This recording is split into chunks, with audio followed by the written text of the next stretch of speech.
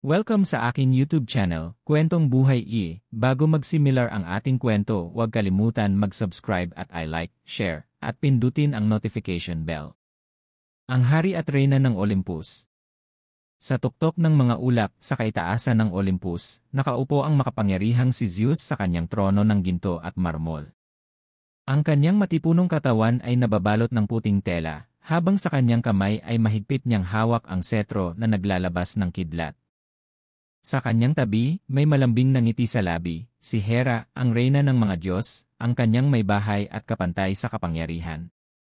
Ang kanyang kasuotan ay kumikinang na parang ginto, at ang kanyang buhok ay nakapulupot sa isang korona ng mga bituin. Mula sa kanilang trono, tanaw nila ang buong Olympus, ang tahanan ng mga Diyos, pati na rin ang malawak na mundo ng mga mortal. Ang alabok ng mga lungsod, ang mga kabubatang puno ng lihim, at ang mga karagatang kumikislap sa liwanag ng araw, lahat ng ito ay nasa ilalim ng kanilang pagbabantay. Habang pinagmamasdan ni Zeus ang lupa, bigla siyang napabuntong hininga. Napansin ito ni Hera at inilapit ang kanyang kamay sa balikat ng asawa. "Ano ang bumabagabag sa iyo, aking mahal?" tanong niya sa tinig na parang ihip ng hangin. "Ang mga mortal," sagot ni Zeus habang binabaling ang tingin sa malayong bayan ng Achaea. Muli na namang nag-aaway ang kanilang mga hari, pinapatay ang isa't isa dahil sa kasakiman. Hindi ba nila natutunan ang mga aral na ibinigay natin? Napangiti si Hera. Hindi ba't yan ang gusto mo? Ang mga mortal na nagpapakita ng tapang at pagsubok sa kapalaran. Napailing si Zeus. Gusto ko silang maging matapang. Ngunit hindi hangal.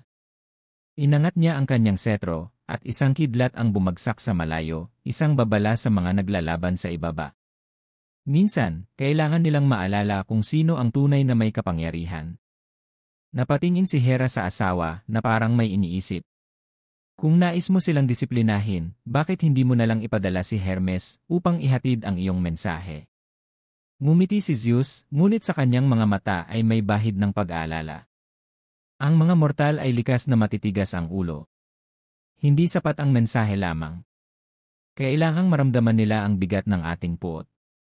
Sa ilalim ng Olympus, sa kailaliman ng daigdig, nagising si Hades sa pagyanig ng mundo.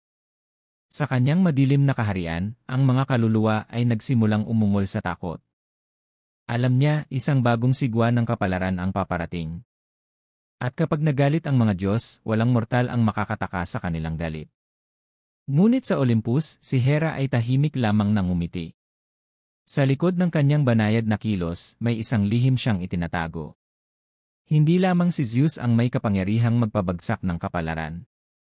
At kung iisipin niya, baka oras na rin upang turuan ng leksyon ang kanyang asawa, ang hari ng mga Diyos na, sa kabila ng kanyang kadakilaan, ay hindi kailanman natutong pahalagahan ang reyna sa kanyang tabi.